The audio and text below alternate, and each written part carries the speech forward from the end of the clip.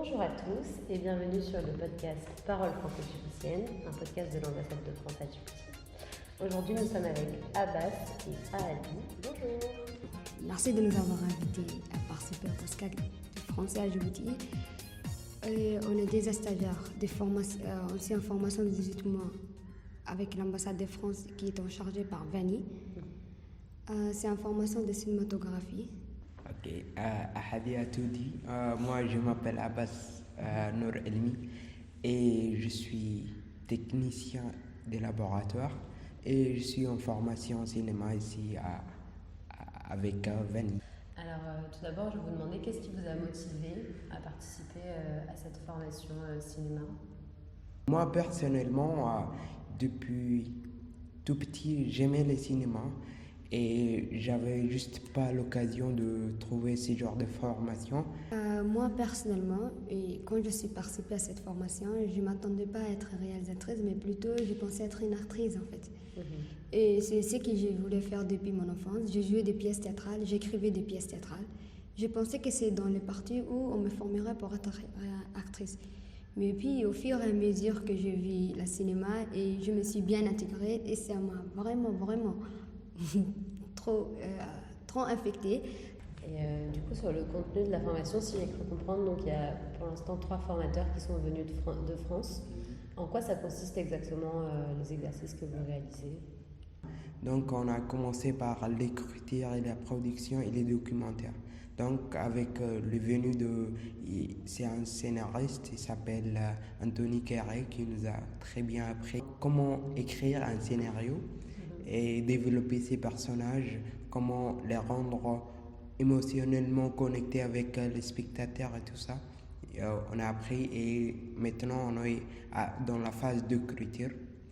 Avec les documentaires aussi, c'était en 3 semaines, on a appris avec deux professionnels des documentaires, Camille et Zoé, qui sont venus de France et Maroc pour nous former ici directement. Après, il y aura d'autres formations aussi.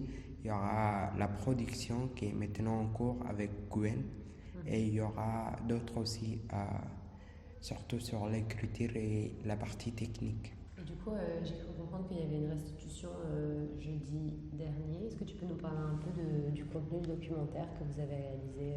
On a eu un visio avec Camille et Zoé avant qu'ils arrivent. Et là, on a su qu'on devrait faire un documentaire qui parle des femmes. Et moi, personnellement, depuis mon enfance, on peut dire que je suis militante pour les femmes. Et ça m'a vraiment trop intéressé le sujet. On attendait que les Camille et Zoé arrivent au mois d'avril. J'étais impatiente de la voir pour qu'on puisse faire travailler avec les sujets des femmes. La première semaine, c'était la première semaine d'écriture. La deuxième semaine, on est allé sur le terrain. On a fait un tournage. C'était une journée complète de tournage. Le matin, c'était un tournage à Balbala et l'après-midi, groupe de parole ici. Et l'autre jour, on a fait notre propre témoignage à nous et là, on a ressenti, on a enregistré des voix off et tout. Et la semaine de montage, c'était vraiment trop serré parce que c'est un documentaire qu'on pourrait avoir 5 semaines de montage que nous, on l'a fait en 1 semaine. Et ça montre que vouloir, c'est pouvoir. Puis jeudi après, c'était la première, avant-première qu'on a lancé de notre documentaire. Il y avait beaucoup de femmes, ils étaient derrière nous en train de danser après le documentaire et nous on était en train de répondre aux questions. Et ils ont fait leur chant, ils ont dansé en fait. En fait, ce sont des femmes qui vraiment, ils ont du courage. Ils ont fait une chorégraphie du chant. Chacune d'elles, elle disait un mot qu'elle ne voulait pas qu'on la fasse. Une femme, elle disait, moi je ne veux pas qu'on me bat. L'autre, elle disait, moi je ne veux pas qu'on me frappe. L'autre, elle disait, moi je ne veux pas qu'on m'insulte. Du coup, je comprends que tous les deux, vous faites des études qui ne sont pas forcément en lien avec la création. Pourquoi vous choisissez donc maintenant de vous intéresser au cinéma et à la création et pas avant? Et aussi, quelles sont les perspectives après ce stage? Moi, personnellement, même avant la fac, je voulais devenir réalisateur, mais j'avais juste pas la bonne filière pour ça. Même l'université ne le permettait pas parce que cette filière n'existait même pas. Mais après, quand j'ai vu cette formation, j'ai sauté. Et là, après, maintenant, j'ai mon boulot aussi.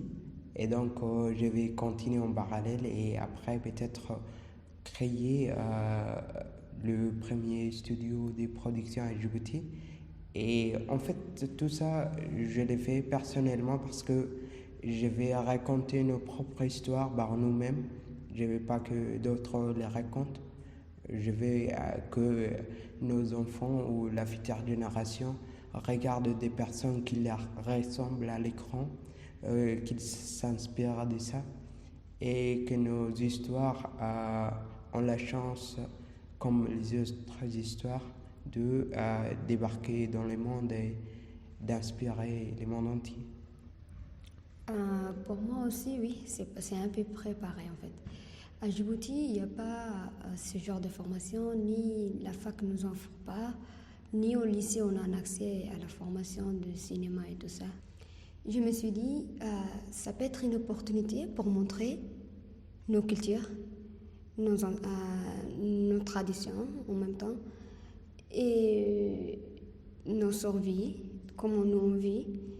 Et à travers nous, peut-être que les générations suivantes ou le monde pourra voir comment Djibouti est. En tout cas, merci beaucoup d'être venu et d'avoir témoigné de votre participation à cet atelier. On a hâte de voir les productions que ça va donner.